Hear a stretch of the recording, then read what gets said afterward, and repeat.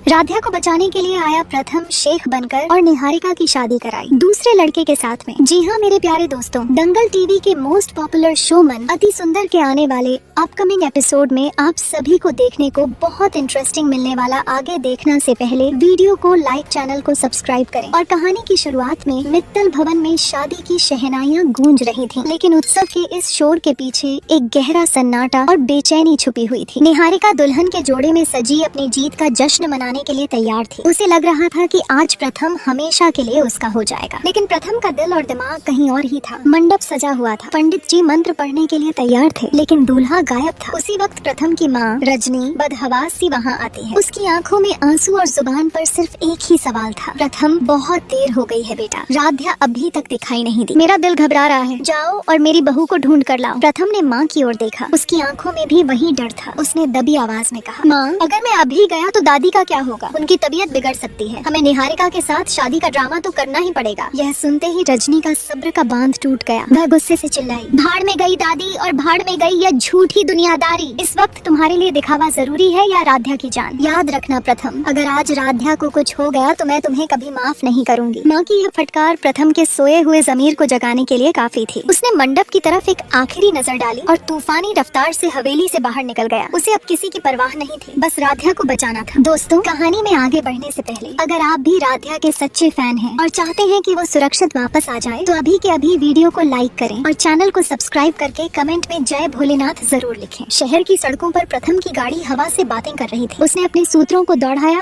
और जल्द ही उसे वह खबर मिली जिसने उसके पैरों तले जमीन खिसका दी। राध्या को कुछ पेशेवर गुंडों ने किडनैप किया था और उसे शहर के बाहर एक पुराने सुनसान अड्डे पर रखा गया था। प्रथम जानता था कि सीधा हमला करना राध्या की जान खतरे में डाल सकता है, उसे दिमाग से खेलना होगा। उसने तुरंत अपनी गाड़ी मोड़ी और एक नई योजना के साथ आगे बढ़ा। उधर गुंडों के उस मनहूस अड्डे पर अंधेरे के बीचों बीच एक कुर्सी से राध्या बंधी हुई थी। उसका चेहरा आंसुओं से भीगा हुआ था, होंठ कांप रहे थे, लेकिन उसकी रूह पूरी ताकत से अपने महादेव को पुकार रही थी। चारों तरफ शराब की बदबू और गुंडों की डरावनी हंसी गूंज रही थी। एक गुंडे ने शराब की बोतल को मुंह लगाते हुए कहा, भाई आज तो किस्मत खुल गई, इस लड़की का सौदा करके इतनी मोटी रकम मिलेगी कि 7 पुश्तें राज करेंगी। दूसरे ने भद्दी हंसी के साथ जवाब दिया, हाँ खरीदार खुद शेख बनकर आ रहा है, बस कुछ ही देर की बात है। राध्या यह सुनकर सिहर उठी। उसे लगा कि अब सब खत्म होने वाला है। वह मन ही मन प्रार्थना करने लगी, हे भोलेनाथ, अगर मैंने सच्चे मन से आपकी भक्ति की है तो आज मेरी रक्षा कीजिए। तभी बाहर एक महंगी काली गाड़ी के रुकने की आवाज आई। गुंडों में खलबली मच गई। दरवाजा खुला और एक रईस शख्स बाहर निकला। सफेद पठानी सूट, सिर पर अरबी रुमाल, आंखों पर काला चश्मा और चेहरे पर घनी दाढ़ी। यह कोई और नहीं बल्कि भेष बदल कर आया प्रथम था। गुंडों की आंखें चमक उठी, उन्हें लगा उनका शेख आ गया है। प्रथम पूरे रौब के साथ अंदर दाखिल हुआ। राध्या ने जैसे ही उस शख्स को देखा वह डर से सिकुड़ गई। लेकिन कहते हैं ना कि दिल की धड़कनें अपनों को पहचान लेती हैं। जब प्रथम की नजर राध्या पर पड़ी तो चश्मे के पीछे उसकी आंखों में एक तड़प थी। राध्या ने गौर से देखा, उसे उस अजनबी में कुछ अपनापन महसूस हुआ और फिर उसे एहसास हो गया यह वो है, उसका प्रथम, उसका रक्षक। राध्या की आंखों में आया डर अब भरोसे में बदल चुका था। उसने राहत की सांस ली। दोस्तों, क्या प्रथम राध्या को इन जालिमों के चंगुल से निकाल पाएगा? यह जानने के लिए अगर आप राध्या को दिल से सपोर्ट करते हैं तो फटाफट चैनल को सब्सक्राइब कर दें और बेल आइकन दबाना न भूलें। प्रथम ने बिना वक्त बर्बाद किए एक भारी भरकम सूटकेस टेबल पर पटका। इसमें 5 करोड़ है, उसने अपनी आवाज भारी करते हुए कहा। जैसे ही सूटकेस खुला, नोटों की गड्डियां देखकर गुंडों की आंखें फटी की फटी रह गईं। लालच ने उनकी बुद्धि भ्रष्ट कर दी थी। वे पागलों की तरह पैसे गिनने में मशगूल हो गए। उन्हें खबर ही नहीं थी कि मौत उनके दरवाजे पर दस्तक दे चुकी है। ठीक उसी वक्त बाहर से पुलिस सायरन की गूंज सुनाई दी। गुंडे हड़बड़ा गए, पुलिस, यहाँ पुलिस कैसे आई? इससे पहले कि वे कुछ समझ पाते, पुलिस की टीम ने चारों तरफ से धावा बोल दिया। भगदड़ मच गई। इसी बीच प्रथम ने अपनी नकली दाढ़ी और चश्मा उतार फेंका। उसका असली चेहरा सामने आते ही गुंडों के पैरों तले जमीन खिसक गई। तुम? गुंडे का सरदार हकलाया। प्रथम ने एक जोरदार थप्पड़ उसके गाल पर जड़ा और गुर्राया, हाँ